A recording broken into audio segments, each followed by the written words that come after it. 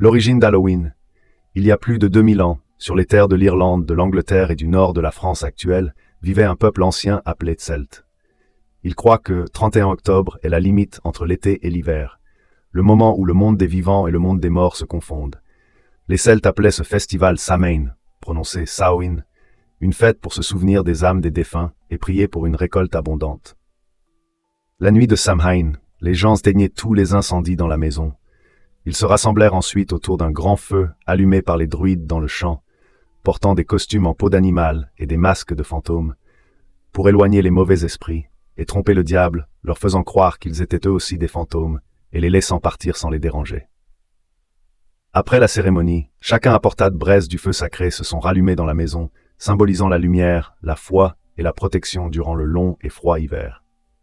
Quand Empire romain, après avoir conquis le pays des Celtes, 2 fêtes romaines furent célébrées, Sauvage en souvenir des morts et Cérémonie Pomona.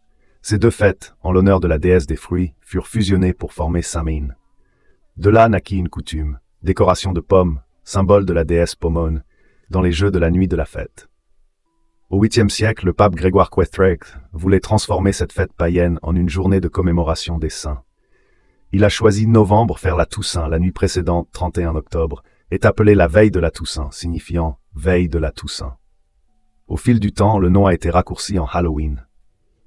Les traditions d'Halloween se répandent d'Amérique du Nord au 19e siècle, lorsque les Irlandais ont émigré en Amérique, emportant avec eux leurs coutumes ancestrales. Ici, les gens sculptaient une citrouille en forme de lanterne. Pour éloigner les mauvais esprits, on utilisait des navets à la place des navets utilisés en Europe. Les enfants commencèrent à se déguiser et à aller de porte en porte demander des bonbons, appelés « la charité, s'il vous plaît ». La charité, s'il vous plaît. De nos jours, Halloween n'est plus une cérémonie religieuse, mais est devenue carnaval amusante où chacun peut se transformer en n'importe qui, fantôme, monstre ou super-héros. Mais derrière cette joie se cache une signification profonde.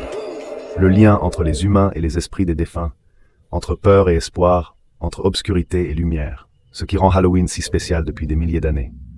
Parfois, une seule histoire suffit à raviver notre foi. Bienvenue sur Jeu, où chaque vidéo est une source d'énergie pour vous aider à vivre plus fort. N'oubliez pas, le courage n'est pas l'absence de peur, mais plutôt le fait d'aller de l'avant malgré la peur. N'oubliez pas, donnez-vous les moyens d'agir chaque jour, parce que vous êtes la prochaine source d'inspiration.